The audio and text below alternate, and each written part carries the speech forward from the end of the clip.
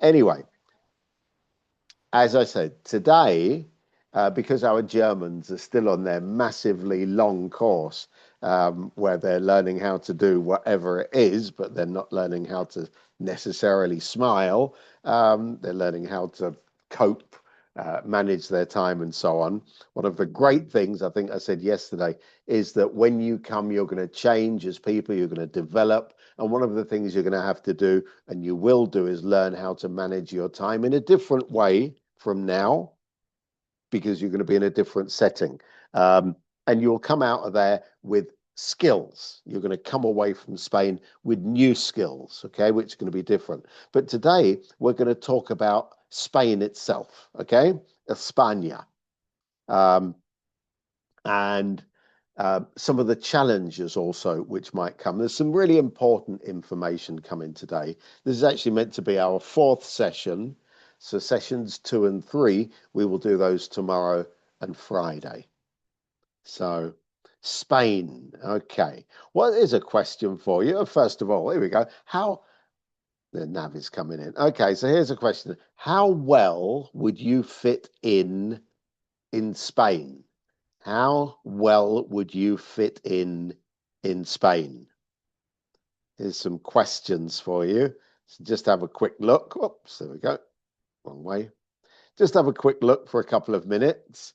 I've put everything A as far as the questions be, but of course it should be A, B, and C. So I'm going to give you 2 minutes, please. Look at the questions, and when we come back, I want you to think about the answers. Okay. So first of all, which of these stereotypes is true about Spanish people? Is true. If you were Spanish, you would rather about food. You meet a friend on the way to school and the two kisses are a must. How would you start? Okay. You trip in front of a big group of people and hit your head. How would you express your embarrassment? And number 5, you're going to cook a typical dish, a typical Spanish dish for your friends. What would you prepare? Okay, so think for a moment.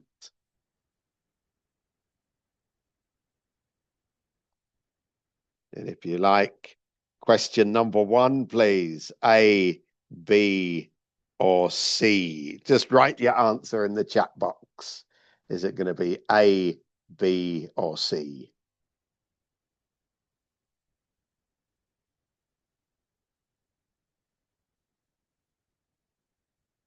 Well, everybody's saying C for the moment.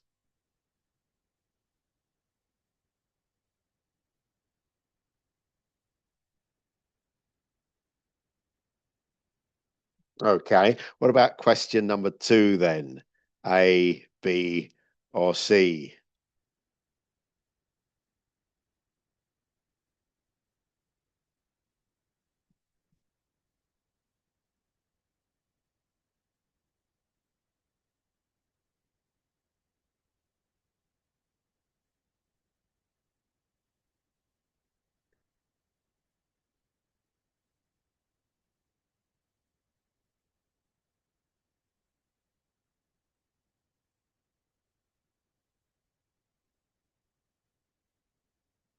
Okay, that's pretty good.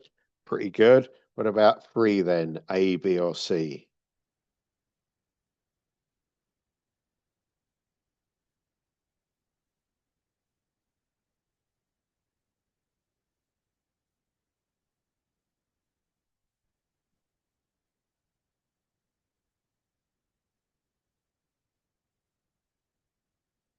Wow. Oh, you've been doing a lot of research, I can tell. Okay, what about number 4 then? A, B, or C?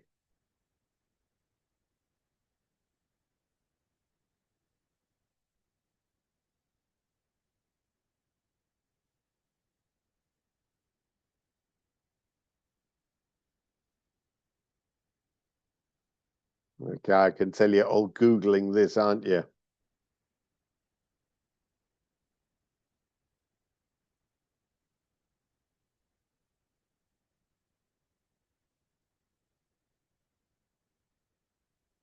Woof. Okay, we're not quite sure about that one. And number 5 then, A, B, or C?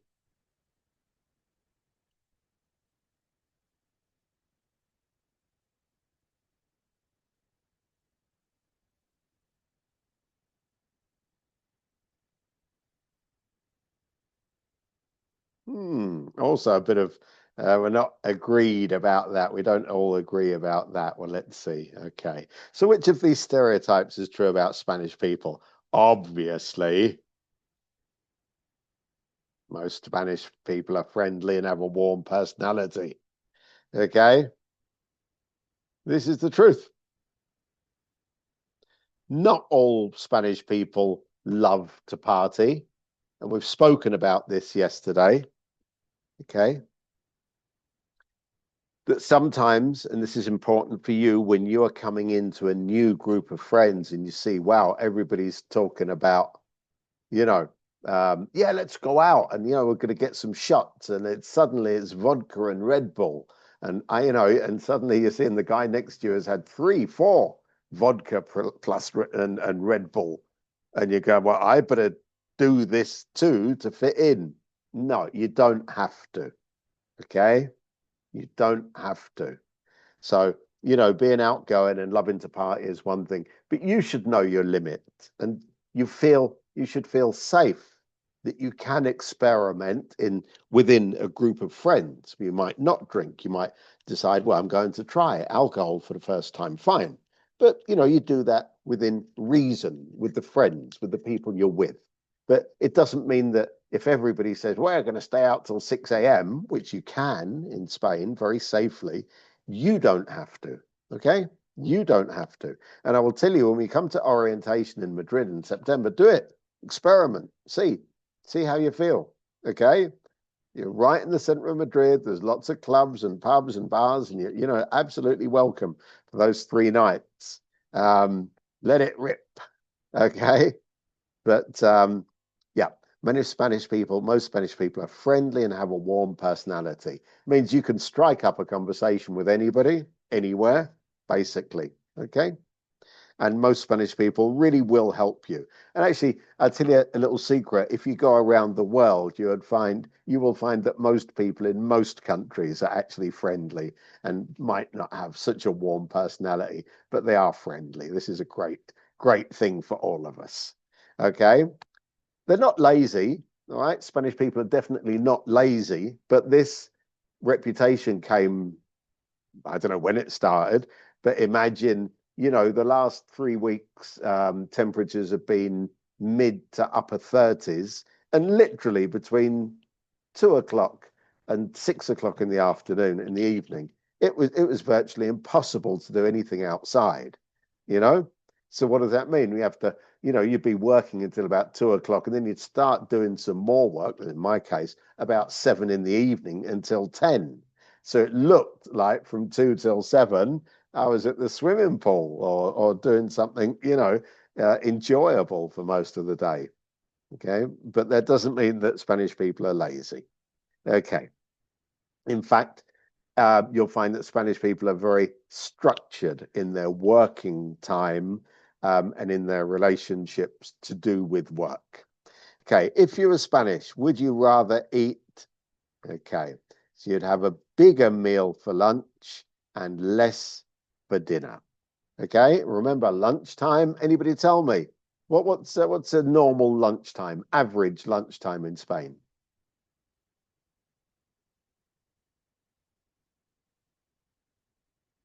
Any ideas? There's something in the chat says 3 p.m. 3 p.m. Okay, that's more kind of weekend. Absolutely. I think maybe weekday, it might be a bit early, about 2 p.m. Okay, so 2 p.m. lunch. What time's dinner then? That will be at the family home. What time do you expect to have dinner? Evening meal. 9 to 10. Oh my God. Yeah, that is absolutely the truth. Yeah, 9, 10. Even when there's kids at home. Okay, because kids tend to be very busy in the evening. They would have at least 1 hour's homework every day, and they'll probably go to sports class or some kind of academic booster class also in the evening. So we're talking about a long afternoon session, and they get home at 8 or something like this. So dinner is at 9. Right? You'll have to get that's my bedtime. That was your bedtime, Riley. That was your bedtime. Not anymore. Okay. I tell you what, the first week or so, you will be nodding off at the dinner table. Okay. And you'll find it difficult to really hold a meaningful conversation because the jet lag and everything, but you will get over it. Okay. You will get over it. Now you definitely have dinner. This is one of the other great things about Spanish people, their generosity and the feeling that the worst thing that could ever happen is that somebody comes to their home and doesn't eat. Okay. Have a look. Remember, you Australians, I said this YouTube thing which I've seen about the ethnic dads, called the ethnic dads, who are these supposedly Italian guys who sometimes dress up as Italian mamas and as, you know, bordering on the racist. I'm sorry, but the stereotype there of, constantly supplying more and more food is very, very true in all Mediterranean cultures. That the most important thing is when somebody comes to your home that they leave and they are well fed. Okay? So bigger meals at lunch and eat less for dinner. Hold on, you have a 3-course lunch at home or at school, and you'll probably have a 3-course dinner at home as well. Okay? But more of that later on when we speak about families. Okay, you meet a friend your way to school and 2 kisses on the are a must. How would you start? It doesn't matter. You kiss the right cheek, you kiss the left cheek. I tell you what, okay, so the clue is you move to the left. You move to the left, which means you're kissing their right cheek. Okay? You'll pick it up soon enough. Okay? That can be an air kiss. It can be a fully loaded, big smacker of a kiss. It can just be a brush. It can be whatever you like. Okay? Well, of course, different countries, some do the right or the left or whatever. Don't worry about it. And if you don't feel comfortable, okay, you can absolutely, definitely hold your ground and shake their hand. Or, in post-COVID days, fist pump is absolutely fine.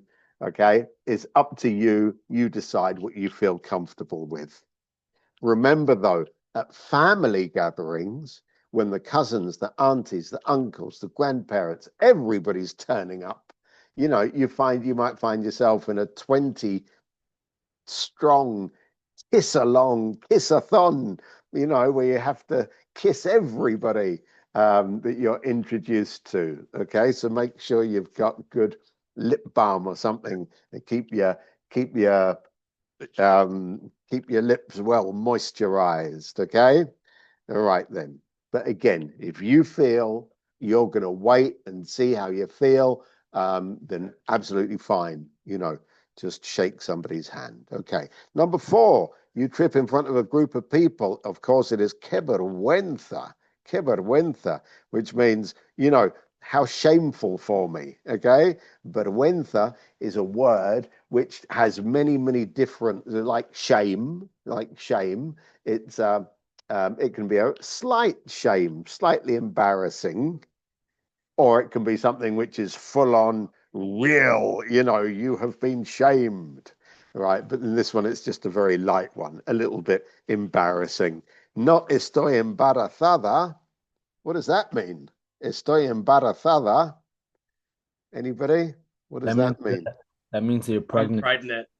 It means you're pregnant, absolutely. And people would say, congratulations. They wouldn't laugh at you. They'd say, congratulations, probably. Okay. Or they'd say, like, yeah, then, let me help you get up or whatever. Okay. Number 5, then you're going to cook a typical Spanish dish for your friends. What would you prepare? Of course, you would prepare your Spanish tortilla. Okay. Your tortilla. The tortilla, which is a Spanish omelette. Okay. So it is C.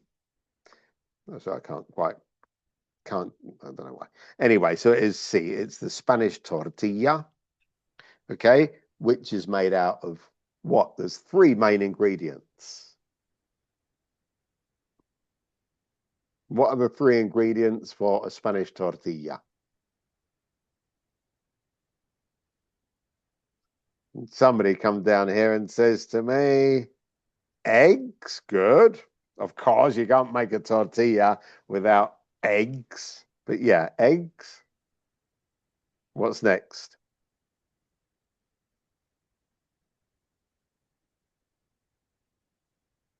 The Spanish tortilla has got eggs and potatoes. Okay, so it's a potato omelette. One eggs, two potatoes, three onion. All right. It is the most versatile, the most popular, the most widely appreciated dish in Spain. Okay, it's what everybody absolutely loves. Okay, it's a Spanish tortilla, and it's normally pretty good. Always. Normally, it's pretty good. Always and anywhere. And the Spanish people like it when the eggs are not completely cooked.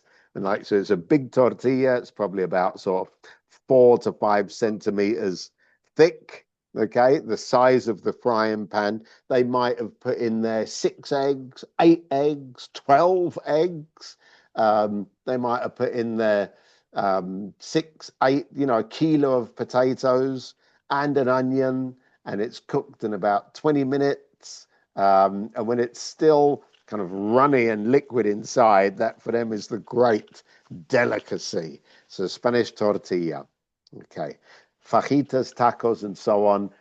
Absolutely not. That's what we would call Mexican food, or what they would call here Mexican food. When you come to Madrid, and one of the things I'll be giving a little challenge, which is go out. I want you to go and find a Spanish meal and send me back photos of what you order.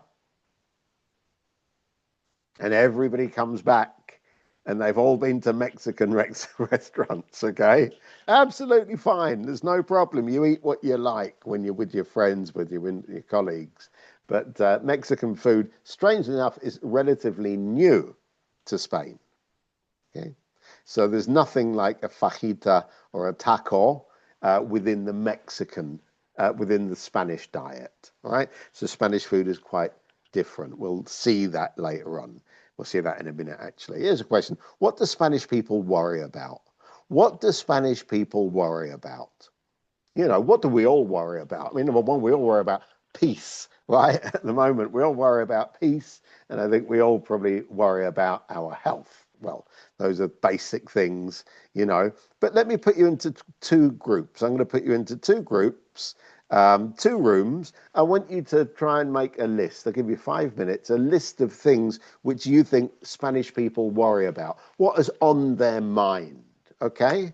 What is on their mind? All right. So make a list in each room, and then come back and let's brainstorm and tell me a few things. Okay.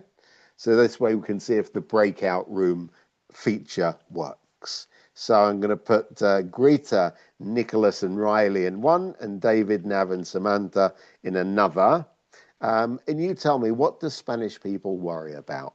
What are important things to them? Okay, one of the great big debates, one of the greatest debates in Spanish culture is when you make your Spanish tortilla, your big potato omelette, is should you add onion or not? Okay, this is in half Spain said, oh yes, much better with onion, and the other half said, no, no, no, never. And so you go to supermarkets, they got piles with onion, without onion. But there are many more things which they worry about. Okay, off you go. I'm going to give you 5 minutes to talk together about things which you think Spanish people think about and worry about. And these are important for us because they're things which we need to take on board as being important or not. Okay, there you go. So off you go into your room. You should have a little invitation asking you to join a room there. Okay. And Nico is gone and Samantha's gone. So waiting for Riley and Greta to get in. Yeah, there you go.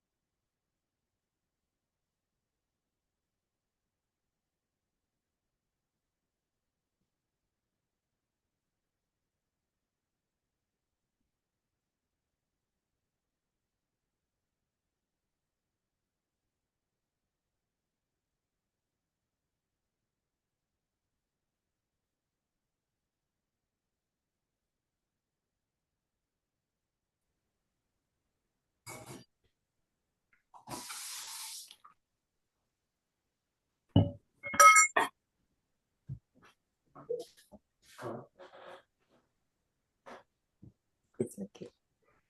Yes, sir.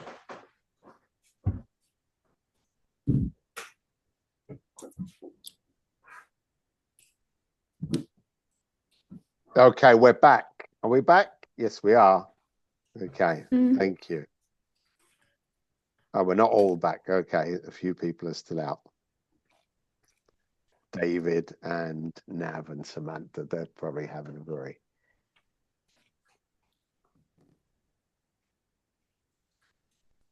There you go. Okay. Okay, then. So tell me, just shout it out or write down. Yeah, you tell me. Come on, then. Things which Spanish people worry about. Tell me. What do you think? Anybody? Who's going to win the World Cup? Okay, the World Cup. They worry about sport. Okay, they worry about the World Cup. What else? Social inequality between the rich and the poor. Social inequality. Okay, excellent. Yeah. Yep. And maintaining like family and friend connections. Yeah, family and friends. Yep. Okay, we'll say that. Yep.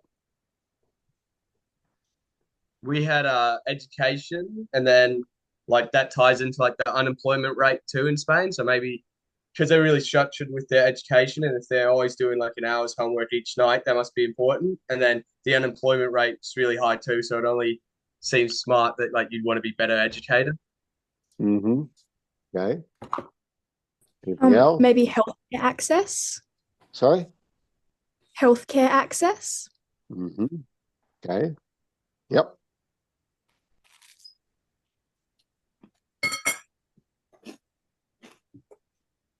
Anything else? Somebody's eating their breakfast. From some of my research, I feel like potentially the housing market, I've heard that it's quite hard and there's a lot of proof that goes into you being able to even rent a property. And that might also tie in with unemployment rates and over tourism, all those things. Hmm. Tourism. Yep, interesting. Well, I mean, we could address these things actually, and it's really, really interesting because definitely, on their priorities, the World Cup. I tell you what, if those of you who love football, I know there are many of you, soccer, you might be you're going to be delighted when you're amongst people who are really interested in sport, but you might be a little bit disappointed actually that most people don't really care about soccer or sport. Okay. And you go up and down the country, and there's certain cities like Bilbao, Valencia, where people are really fanatical about sport. Seville, a lot of them, no, they're not interested. And part of it is actually because of the televising of sport, the fact that it used to be on the public broadcast channels, and so it would be on in every bar. But now, because it's pay for view or it's on subscription services, it means you don't see it that often in the bars. And therefore, people don't gather together to watch it. Everybody's at home. So less than you might think. Okay. There's something right now called the World Club Championship going on in the USA. It's no interest at all from Spain. Okay. Very little interest. It's meant to be a very big competition. Okay. Social inequality. This is something I don't think that Spanish people are generally worried about this. Okay. They're generally quite a lot of solidarity. Solidarity is based on the family and community and immediate community. So whilst people might be worried about what's happening around them, to them and themselves, they don't, I would say that they're not particularly worried about people outside their immediate circle. Okay. Family and friends, that's number one, of course. Yeah. Family and friends. That's it. Okay. They're everything to you. They define you in your life for Spanish people. Okay. Education, absolutely, but education in the sense of formal education, which means not necessarily what you learn, but necessarily the certificate that you get at the end, because that is going to qualify you for one job or another job. Okay. Which is really important for them. The Spanish outlook, the Spanish kind of dream is to have a job for life, which means working in the public sector. They value that way above the salary, way above. Okay. And if it can be a job in the public sector as near to your mother's home as possible, you will go through years of vicissitudes trying to get back to the kind of maternal home and being able to work just down the road from where your mum lives. And that is like, it's like salmon swimming upstream, getting back to their spawning ground or breeding ground or whatever. The processes of getting a job in the public sector are called oposiciones, which are public access exams, and people can study for years. And the public access exams are for everything from being a police officer to being a nurse to being a hospital cleaner or a hospital, what's the word? An orderly at a hospital. You must go through this extremely complicated exam process to get a job. And once you've got a job as a hospital orderly, you get the job because you pass the exam and you get sent off to somewhere which might be 200 miles away from where you live. You will be doing the exam year after year after year to hope that your next posting is going to be nearer to where you want to be, which is inevitably and still going to be the place you grew up.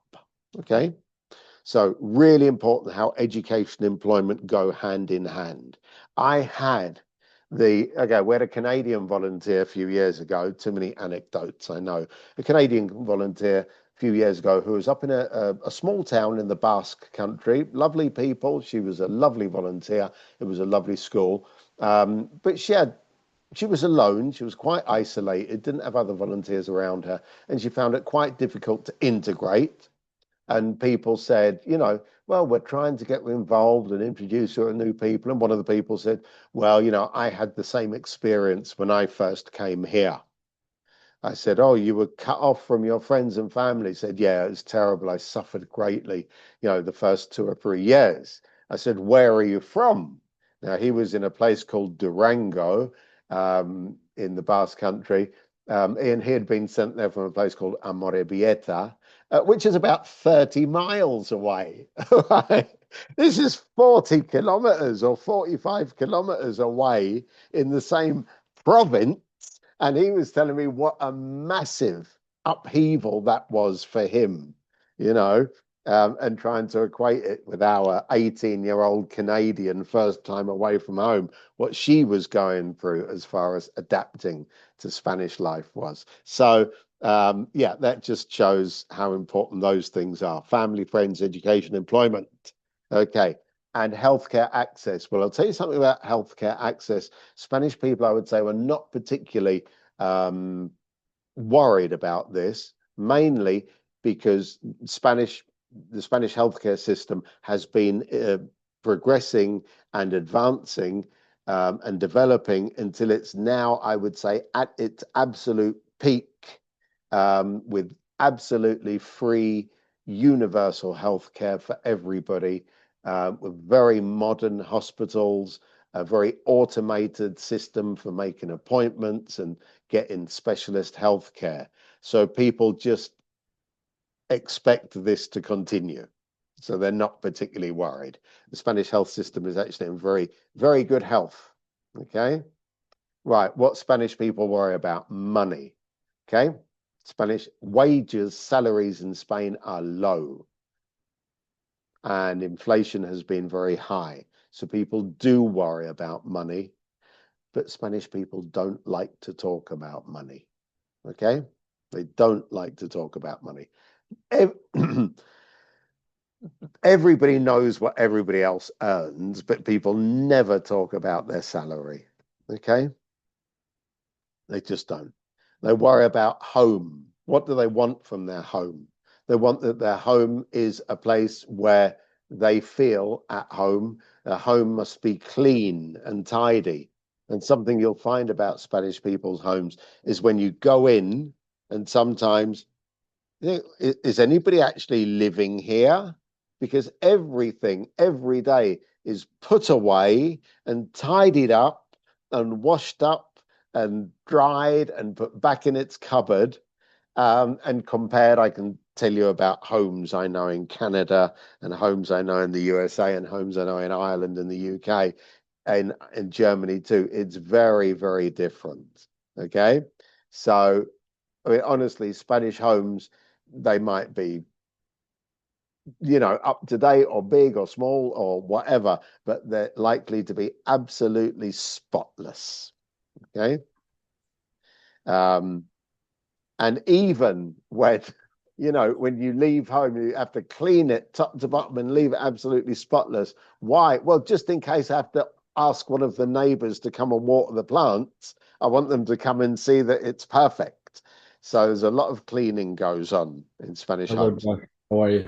Sorry to Hi. interrupt. I Yeah. have to go to work now, so I'm gonna step out the meeting, all right? Okay, you'll be able to see the recording. Okay. Okay. Thank you. Have a good Thank day. you. And you. And you. Thanks for coming in. Yeah. Okay. Health, education, as we've spoken about before. People want to push their kids onto the highest possible level of education. And we talk about formal education. So for Spanish people, the idea possibly of going abroad on a gap year is not as important because it doesn't give you a certificate. Okay? They don't worry so much about the actual skills, but what it says on paper. Okay. Health. Yeah, they do worry about health, about their family's health, their health. Okay. But normally the Spanish message is in moderation, everything is okay. Okay. Very few people smoke in Spain these days, for example. I think it's something which has changed over the last 25 years. Work, definitely, as you said before, unemployment in Spain is a way of life, unfortunately. And the idea that somebody is unemployed for years and years, and it becomes a chronic problem, is a little bit too widespread. Okay, so the quality of work in Spain is often quite poor, particularly, I would say, in the private sector and the public sectors. You find people who are overqualified doing menial jobs. Why? Because it's a job for life. Okay, work. Image. Oh, gosh, yes. Spanish people like to come in when you go to school. You will see the way that, especially if you're kind of one of the upper end schools, you will see the way that the teachers dress. And it really is, wow, they're extremely well dressed. Okay. And they like to have their clothes nicely ironed and dress up and go out and look good. Okay. This doesn't mean that you have to make any kind of weird effort. But again, we've got an anecdote here of Emily, absolutely fantastic. Our first volunteer after COVID. She was a very normal looking, nice looking young woman, 21 years old, from the UK, came to Spain. She was absolutely not interested in fashion or makeup or anything like that. And yet, her host family, every weekend they'd go off to the shopping center, to the shopping mall, and look at clothes and see things and buy things, um, you know. And they would say to her, "Don't you want to buy anything?" She said, "No, I'm fine." And they looked at her and said, "Well, look, your clothes are a bit, you know, a bit dull. If you bought something new, you might look a little bit more attractive." It had never occurred to her, okay, that she should do this. Wow. And so it was just strange for her. And I think she ended up buying a new pair of jeans just to keep them happy, but there's no need objectively or even, for her to do any of this. Anyway, you just might see it and let people indulge themselves. It's absolutely fine. Okay, so image. My wife often says, "You going out looking like that?" Okay. One of my first friends when I came to Spain took me out one day and remarked about how badly dressed I was. And he insisted we go to a shop and that I buy a sweater of a particular color, whatever color I liked, and I should then buy socks of the same color, all right? Because people would notice. Okay, all right, fine. I did it once, I didn't do it again. Food. Absolutely obsessive. Okay, not about new food or cooking programs or healthy food necessarily, but just about having food as opposed to no food. So you ever say to a Spanish family, "I'm not hungry at lunchtime," it's absurd. You just wouldn't say that because nobody would believe you. Okay. Um, if if you went to a family home and they didn't have something to offer you, they'd be extremely embarrassed. If you brought food into the family home, they'd be embarrassed. Okay. Um, Generally, flattery works when it comes to food. When they offer you something new and you say, "Oh, that's a really nice apple," that's not enough. You need to be saying, "That's the nicest, tastiest apple I've ever had. Tell me about it." And they will tell you where that apple is from and why it's special, that kind of apple, and so on. Okay. And basically, when they serve you something, they'll be looking at each other, expecting, expectant of your reaction, because they assume that no other country in the world eats as well as Spain. All right? Whereas in the UK, we know that every other country eats better than us, with the exception maybe of Ireland. All right? So it's a really big thing in Spain. Okay. And they say, oh, yeah, I could cook you some, maybe I could cook you. I think the clearest example, I could cook you some vegetarian food. Oh, vegetarian. Vegetarian, you poor thing. You've never eaten meat like in Spain. Or I could cook you maybe some Asian food. Yeah, my family, in my Indian heritage. Maybe I could cook some, but oh, no, no, no, no, it's too spicy, it's too hot. We tried it once, we're never having it again. Okay, so they're quite conservative, although that is changing amongst young people. And then finally, family. So these are the important things you need to think about. Okay, you need to think about. Okay, so food, live to eat. You learn about this, the words and the food and how important it is. But you're ever in class and you don't know what to talk about with the kids, talk about food, talk about animals. Yeah, they're a pretty good thing. Where animals, these are things which you can get people to talk about, kids to talk about, and they won't argue. If you talk about sports, forget it. Okay, they'll start arguing about who supports the best team. But food, always, it's a universal topic. Okay, and you've got 5 meals a day. Gosh, okay, desayuno, which is breakfast, almuerzo, which is a mid-morning snack, which very much depends on the region where you're living. Your comida, which is midday meal, 2 o'clock to 4 o'clock. I'd say 2 till 3. Merienda, which is the afternoon snack or break, 5:30 to 7, and then your cena, which is the evening meal, 8:30 till 10:30. Notice there that in Spain they use the international 24-hour time. Okay, so they don't use AM or PM. They use this way of doing it. Okay, right. You can read about this and you'll know about this when it comes to it. Okay, here are some do's and don'ts. Okay, some do's and don'ts for you. Yes, try everything. I tried something the other day by mistake and it was horrible. And nobody even said, try this, you're going to like it. It was part of a paella, right? The paella, which is the most famous dish from Spain, which is from Valencia, which is a great big pan of rice, which is very, very fine. And it might be with meat and vegetable or with seafood and fish. And everybody eats from the same dish. And there's a kind of unwritten rule where wherever you're sitting, you have a kind of triangle around the dish and you would eat from that portion. However, social rules say if there's something in your portion which you don't like, let's say it's a prawn or a shrimp, you would, with your fork or spoon, you would brush it towards the middle.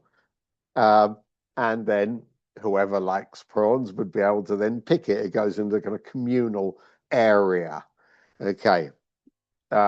Anyway, there was something on my plate which somebody had brushed over. I said, well, I'll try that. And I just wish I hadn't. I still don't know what it was, but it was something kind of intestines or something inner, some kind of organ of whatever animal it was. Anyway, try everything. Okay. Offer to cook. Okay. Offer to cook with the family. That's great. Absolutely brilliant. Okay. Yes, say it's the best thing you've ever eaten. Ask to repeat. Okay. They'll love it. Well, when they offer you some more, if you say, yes, please, they'll be delighted. Okay. Offer to help lay the table and to do the washing up? Yes. And speak English at meals. In the family home, what they really want is for you to be the person who's helping their kids speak English. And the 1 or 2 times a day when the whole family is together is at the meal table. And that is where you need to start reinforcing the use of English for the kids. And the kids, the parents absolutely love it when you're speaking English with the kids at the dinner table. Okay. So things not to do with a Spanish family. Don't say you're not hungry. They won't believe you. Doesn't exist. Don't buy your own food. And this is particularly if you're vegetarian or if you have a specific diet. Vegetarians, for example, Spanish people would say, all over Spain, we're obsessed with the quality of fresh produce and vegetables. And it is the truth. People buy their vegetables and fruit from greengrocers, from shops which only sell vegetables. They don't buy them from supermarkets very often. Okay. And so we've brought so many vegetables and fruit, and yet you're asking us for synthetic meat like sartén or tofu or things like that. We don't understand that as part of a vegetarian diet. Okay, so very interesting. But don't buy your own food. Don't buy snacks and bring them into the family home. That's a really bad image. All right. Even if you buy some biscuits or cookies and say, I brought these to share with the family, they won't be impressed. Okay. Don't eat out of the family home instead of having lunch there. Right. If you say to the family, no, I'm not coming for lunch because I will have something elsewhere. I'll get something quickly by myself, or I'll take something. They won't be impressed. They won't be happy. Okay. Don't say that your country's food is better. Ever. Okay. I can see, I'm sure it is. Okay. But just don't say it. Right? They will ask you, what's the food like in your country? It's not very good, is it? They'll probably say, okay. Okay. Don't ask for ketchup. Again, that's one of the things which they argue constantly with their own kids. Okay. And don't keep some food to eat later in your room, which is really tempting. Okay. There's a bowl of fruit, let's say, for dinner. For dessert, there's a bowl of fruit. You take an apple, orange, banana, whatever you like. And you say, well, I'll take an apple. I'll have this later. That doesn't really exist. Okay. That doesn't really exist. So the eating tends to be done with the family in the dining room or in the kitchen or wherever it is they eat. There's not a lot of snacking goes on between meals. Okay. And it doesn't look good. You go into school, you're in the staff room and you take out something to eat, which you've taken or bought. Okay. All right, but if you like snacking, you'll find the way to do it. You'll find your own way and where and when. Okay. Don't offer to pay for food. Okay. And don't use your phone or earphones at the table, please. Okay. Offering to pay for food. This is like a bit of kind of practical advice, which is a difficult one. We said this before. In Spanish, we have this word. So the same as we said before, the word embarrassed or the word embarazado or embarazada in Spanish, they seem like the same, but yet embarrassed is to feel some kind of shame, and embarazada is actually to be pregnant. Okay, so completely different. But embarrassed and embarazada are two words which look the same, even sound the same, but have different meanings. And they're what we call a false friend. A false friend. A false friend is a word which looks the same, but it's not exactly the same. Okay. Another word we've got like that, which is to invite. Okay. To invite. right? So invite in Spanish, the word invitar means that you ask somebody to go with you, but it means you are going to pay for their meal, for their ticket, for their drink, whatever it is. Okay, it's not just to accompany. Right. Obviously, if you invite somebody to a party, that's a little bit different. Or you invite them to a concert, you're paying for their ticket. All right. But particularly if a family ask you out and say, we're going to have lunch at a restaurant, that means they're paying. Okay. If you ask, though, if you ask, how much will this cost? They will laugh it off as a kind of, innocent comment which you've made. But there's, there's no harm in saying it, okay? But they will assume, if not, they will tell you, we're going to a particular place where the menu or where the meal will cost 15 euros. If they're making a point, then that means you're expected to pay. Okay. And it might happen to you once, either with family or with friends, that you are taken somewhere and you think you have to pay, and in the end you don't. Okay. And the opposite, you might be taken somewhere, maybe particularly with a group of friends, and at the end it's okay, that's 20 euros each. You say, oh, okay, I didn't realize. Okay. Right. But those are small social differences which you will learn as well. Okay. Right. There's some food. Oh my God. Okay. Can you see the tortilla, the patata, the potato omelette? You see it up there? There. So that's what it looks like. And that is Spain's #1 most popular food. Okay.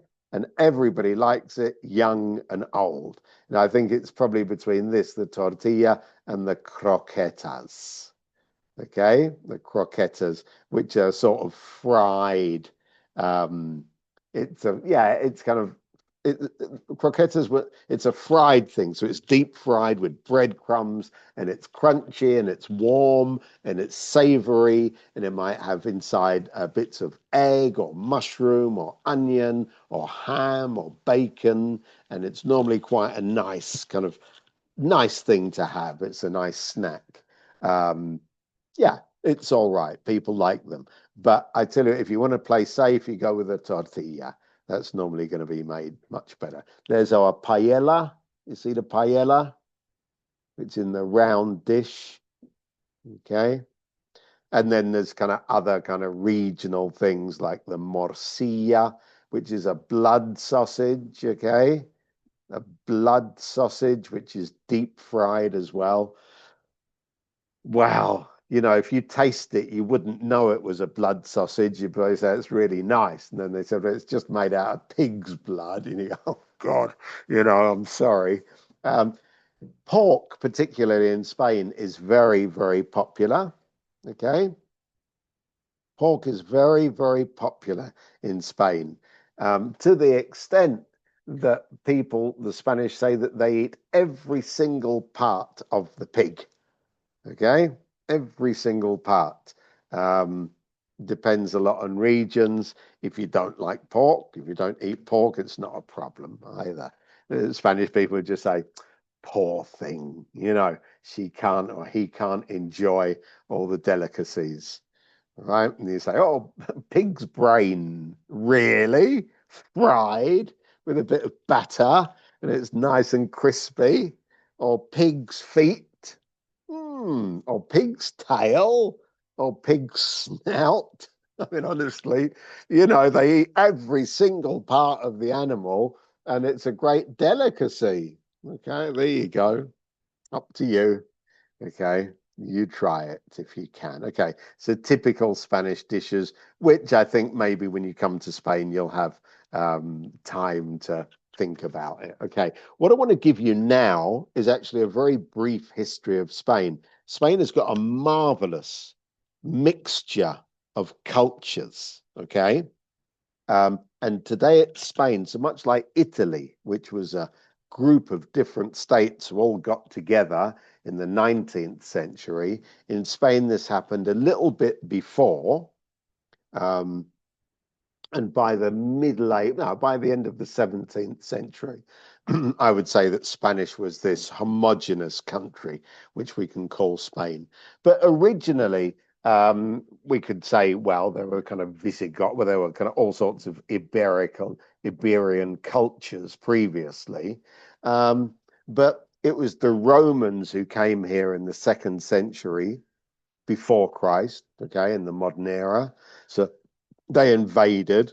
Why did they come here? Well, they wanted the minerals. They wanted gold and silver, particularly. And they call it Hispania.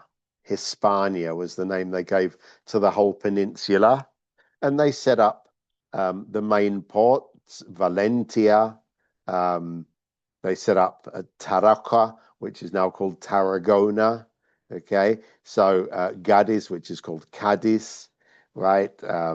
So they divided it into different provinces, and you'll see a lot of evidence of Roman architecture still here. A lot of, yeah, you'll see the main roads follow the Roman routes. You will see Roman engineering. It's still here. Okay.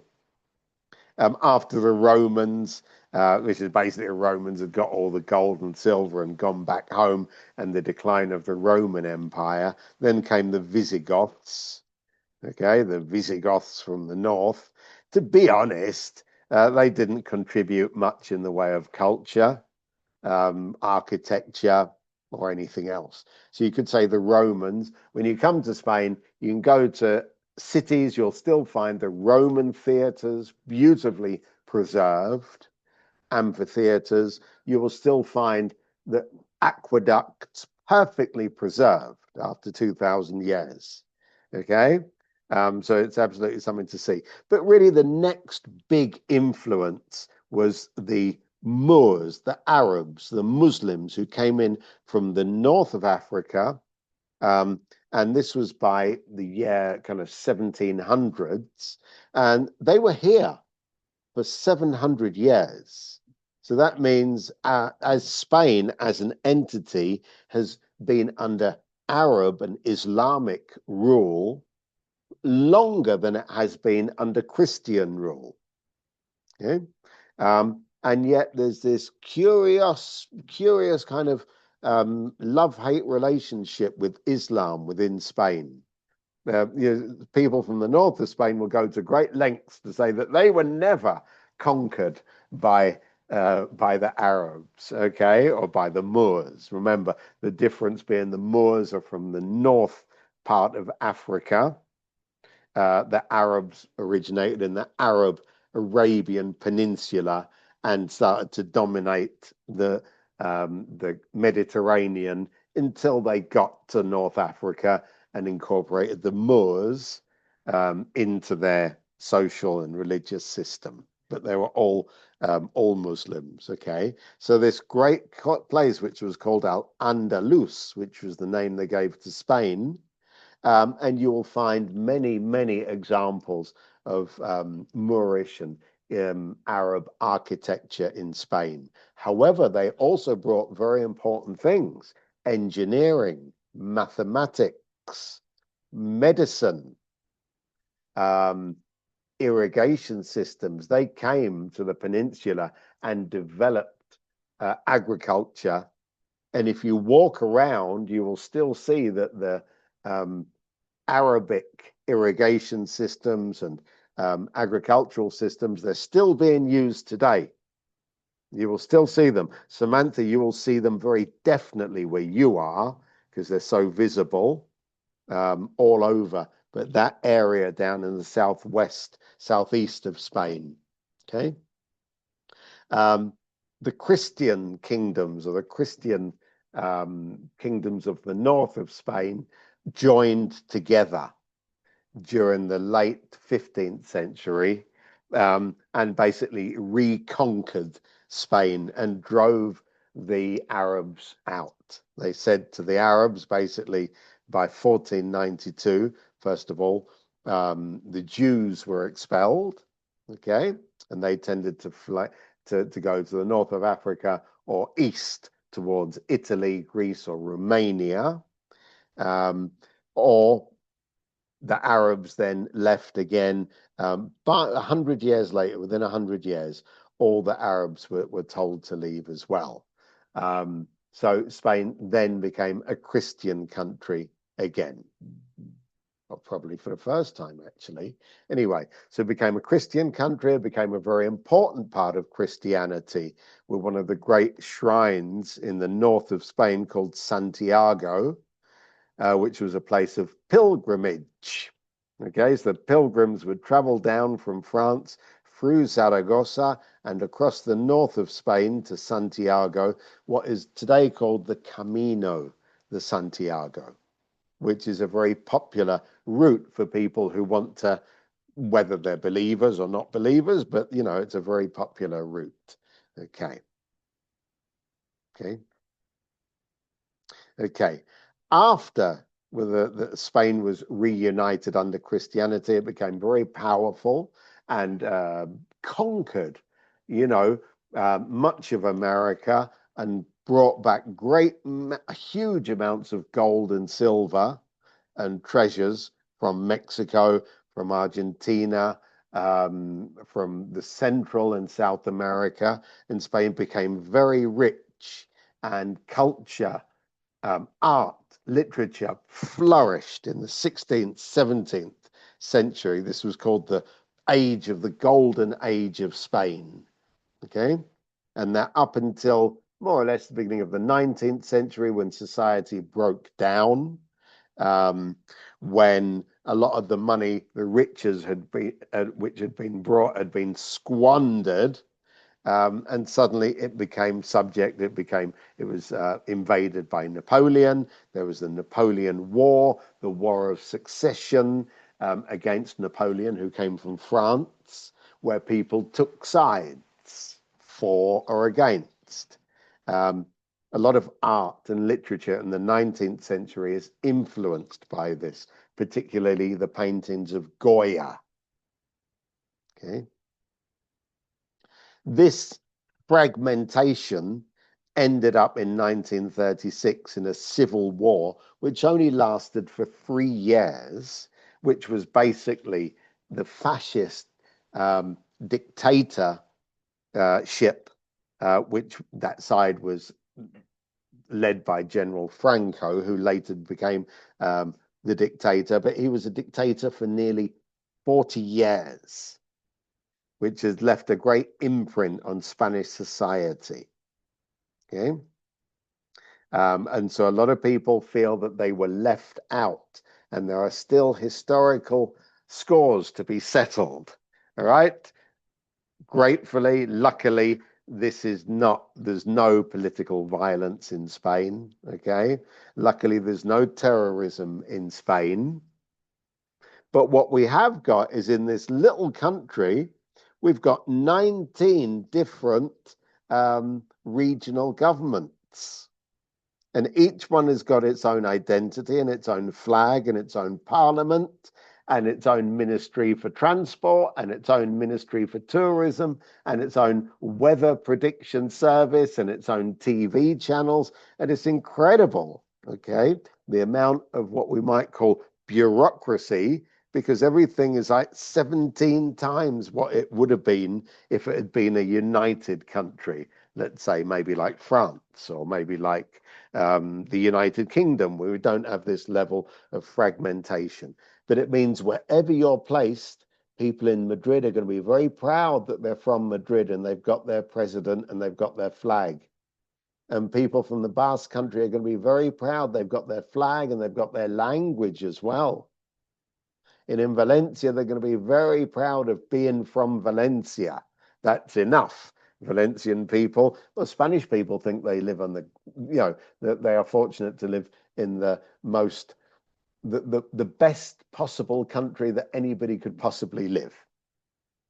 That's pretty good. And people in a particular region think that they live in the best possible region of that best possible country. Okay? So you'll get used to this. You'll get used to this. All right. But again, there's no political violence. There's no armed struggle. That finished years ago. Okay. So today we have a country which is democratic, which is stable, which has excellent healthcare, transport, education, which are things are free. Taxation is reasonable, but people get more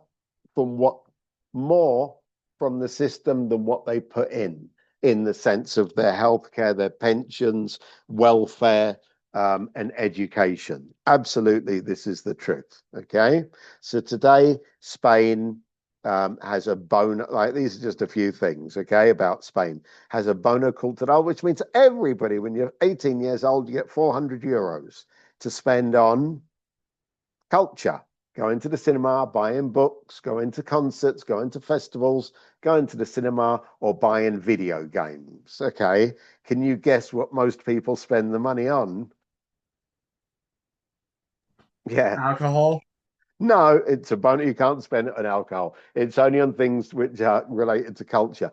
But you can spend it to go to a festival where you might be able to buy a voucher for your beer. That's true. But most people spend it on Netflix, Spotify, and buying video games and other kind of subscriptions. So actually, it's not great. It's not great because all that money, which is meant to be invested in Spanish culture, leaves the country really quickly to Netflix, to Spotify, and so on. Okay. Other things, gender and diversity is 100% protected by law. Okay. You cannot be excluded for anything because of your religion, because of your sex, because of your orientation, because of your lifestyle choices. Okay? The extent that people can change their passport freely to say, I am a man, I am not a man, I am a woman. Okay? This is really important. We have to be careful. We're very lucky in English because we can address people, use it when we don't know somebody's identity or their gender, we can use the pronoun they. Right? Who's that at the door? I don't know. Who is it? Ask them, because we don't know who it is. Ask them. Okay. In Spanish, we only have male or female, él or ella. Yeah, and that's making it difficult because the pronoun game in Spain, wow, they're having real problems because of the language. Right. There's a minimum wage, which is about 1,200 euros, which has increased by about 100% over the last 10 years, which has gone up a lot more than real wages. But it means people are protected when they're working. Spain is part of NATO, which is the Atlantic Military Alliance. Spain has 4 different kinds of police forces. Guardia Civil, which is a paramilitary.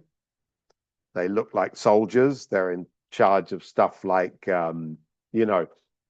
immigration, immigration, enforcing borders,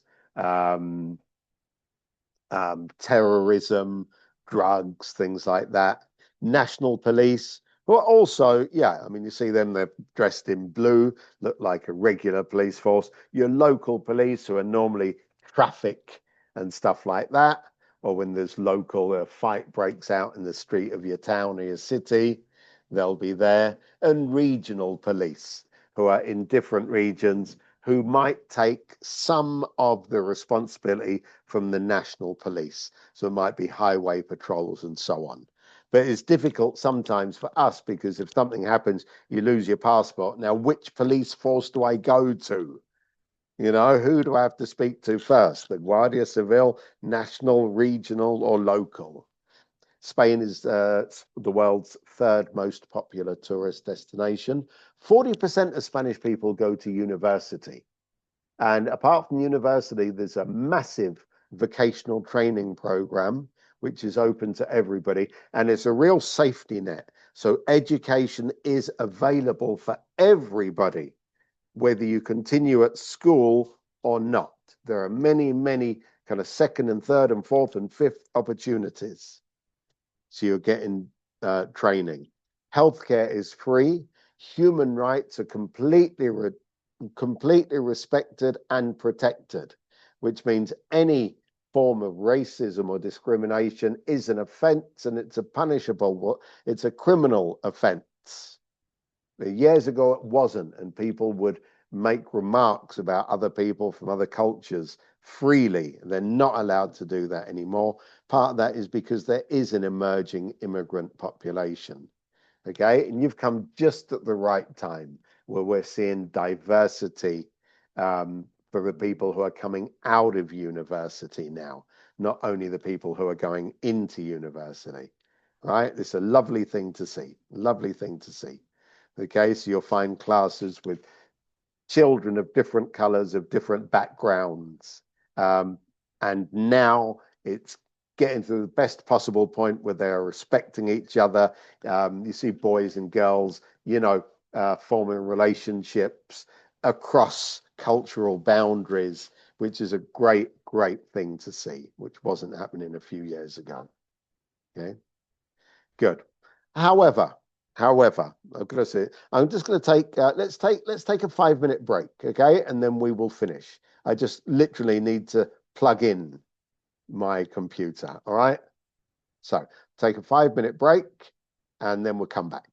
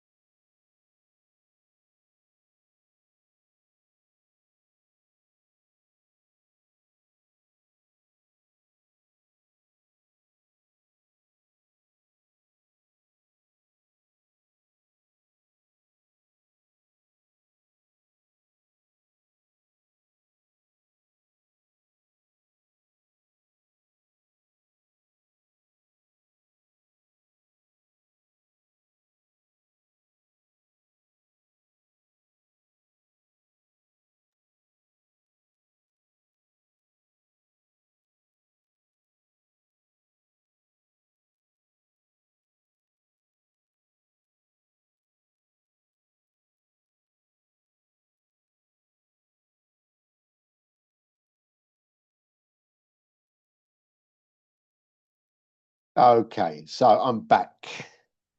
I've plugged in. Okay, we're just going to be about another five minutes or so. All right. And then we get onto the important stuff tomorrow. Honestly, we're talking about families and schools. Okay. So, yeah, I mean, there is racism. There's passive racism where people treat other people from other countries with less respect. It happens to me. Okay. I mean, sometimes I get on a bus and you say, wow, there's kind of all the seats have been taken, more or less. And I sit in an empty seat and there's one next to me, and certain people won't sit next to me, it's fine.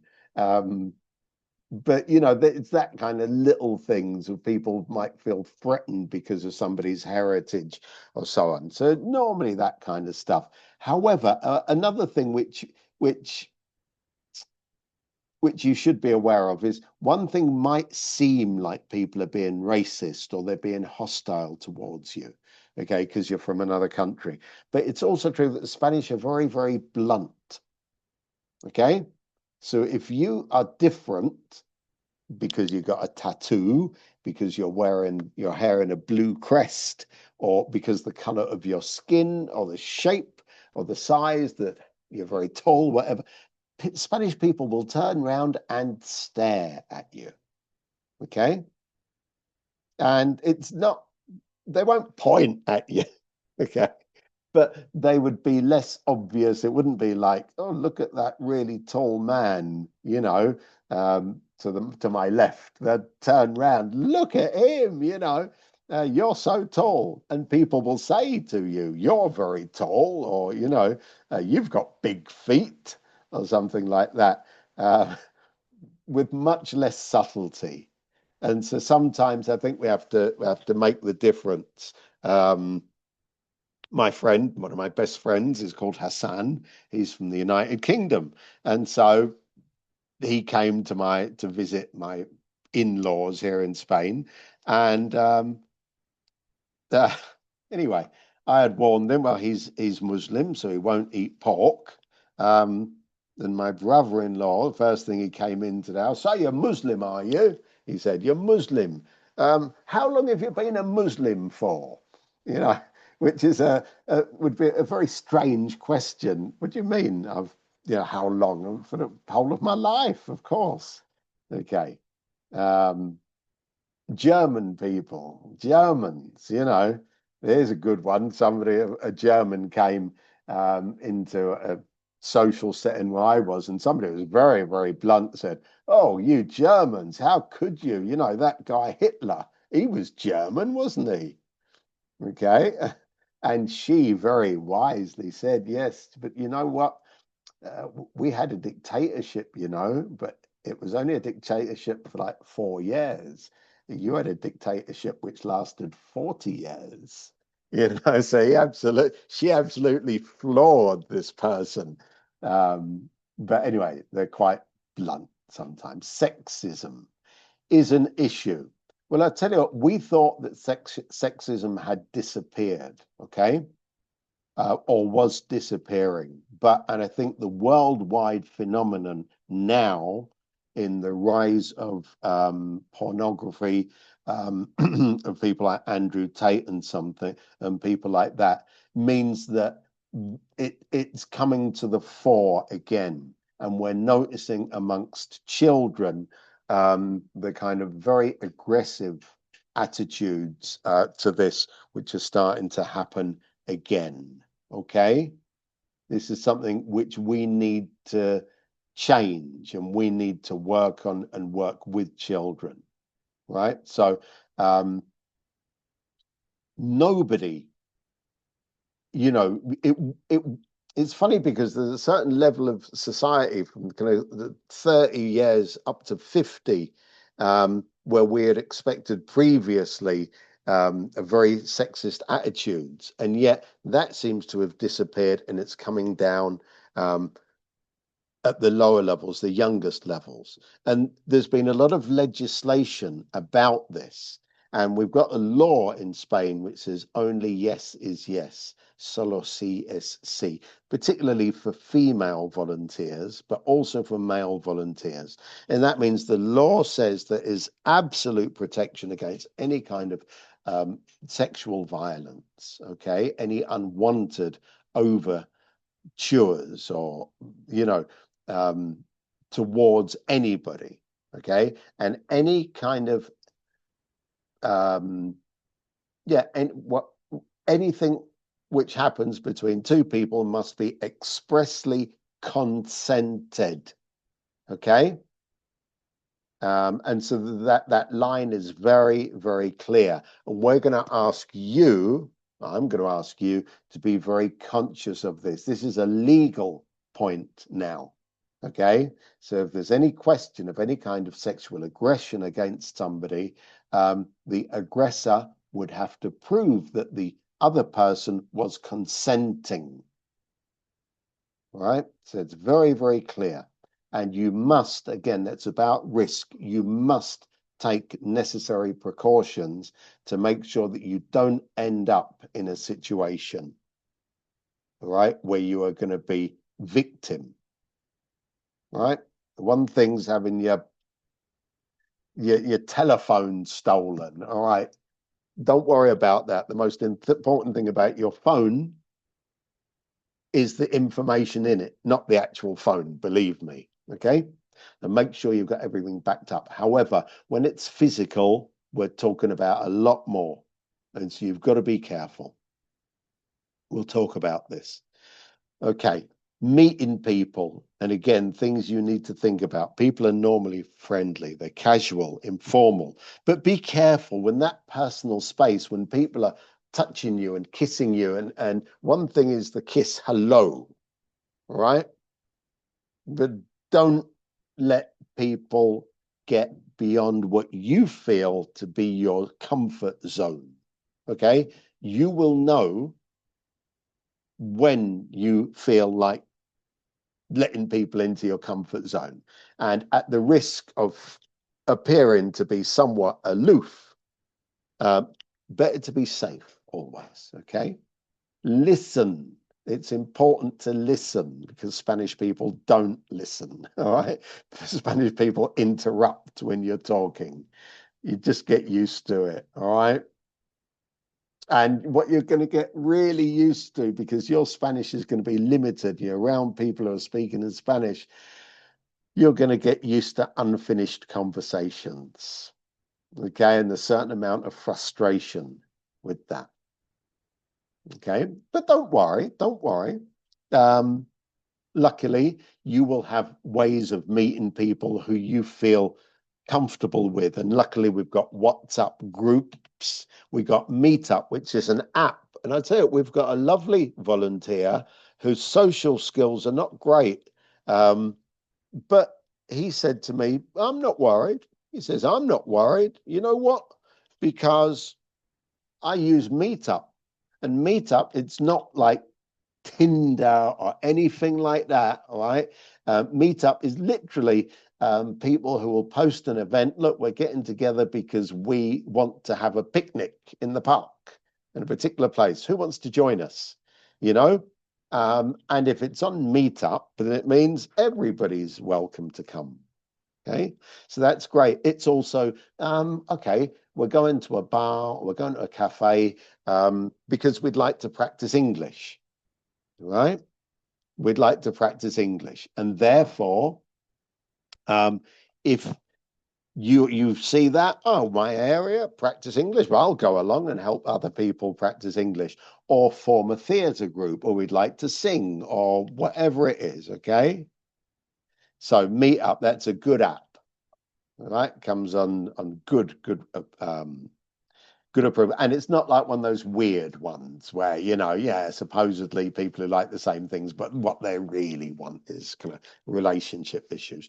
Sports teams and clubs, you've got to be careful with this because yeah, you can join sports teams, you can join clubs, but up to a certain level. If you go beyond a certain level, you need a license. Okay. And to get the license, you need to have insurance, which will not be compatible with your own health care or travel insurance, right? So you would be limited to a certain level, right? If you wanted to play some kind of professional sport. So we've had people here been playing soccer and hockey, mainly basketball too, who were really very good, but they weren't able to compete. So they ended up training with professional teams, but not actually competing, right? And we've also got the Escuela Municipal, which means the local school, which is basically somewhere you'd find evening classes for just about everything, okay? So go back when you're thinking about meeting people, and you don't want to be tied only to the other volunteers and the family. I'd say for the first 3 months, that's fine. But afterwards, you want to start branching out. So if you like singing or acting or cooking or embroidery, find a group to do it, or looking after cats, whatever. Then find a way of doing it. Okay. So it's good to meet people as well. Right. Getting around, okay. Getting around. We'll talk about this again another time. I do fancy, though, thetrainline.com. Absolutely fantastic. That will give you bus and train services around Europe, in fact, around the world. And it's in English, the train line. It might be €1 or €2 more expensive than booking, but it also has some special offers. Sometimes you don't have availability with the main provider's website, but on the train line, they've got a few tickets left. I like it. Very, very good. It also gives you bus or coach routes as well. Although very often they're going to be cheaper if you go to the actual provider, right? So ALSA, which is the biggest provider, the biggest network in Spain, doesn't work everywhere. But what you will find sometimes is there's kind of like youth discounts. Okay. And for air travel, Skyscanner.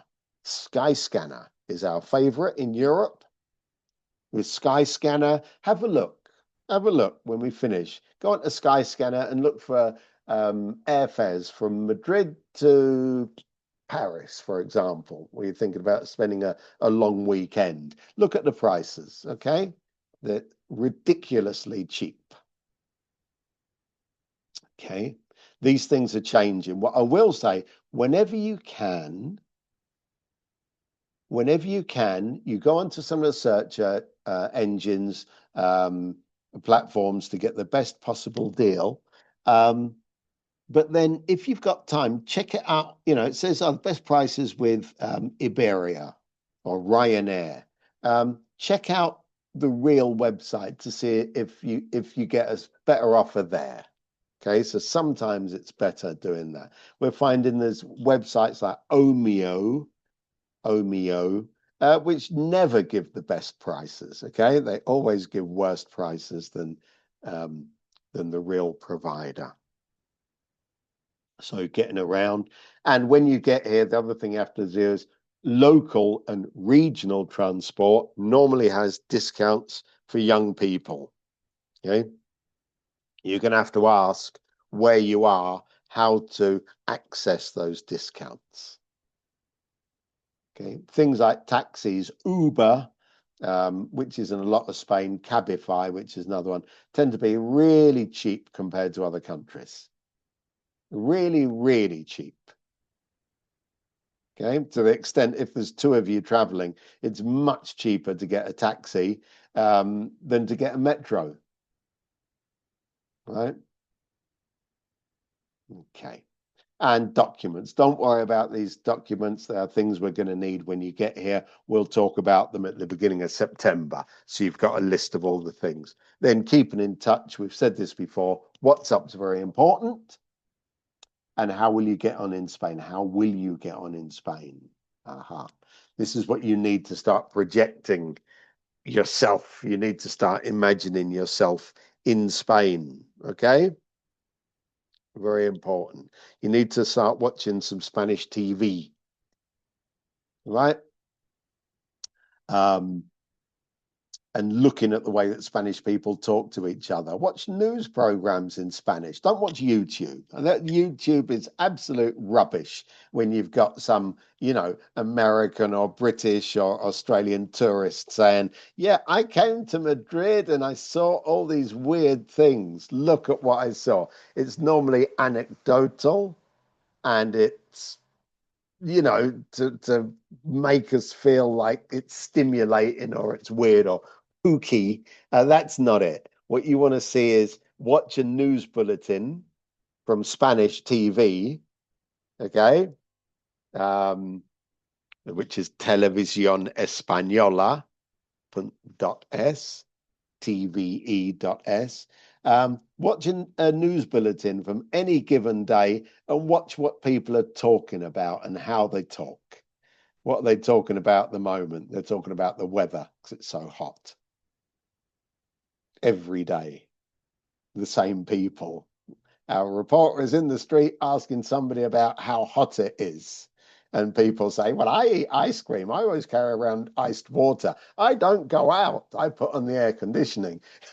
It's the same news day after day, but different people in the street saying the same thing. But it's interesting to watch and see how people communicate.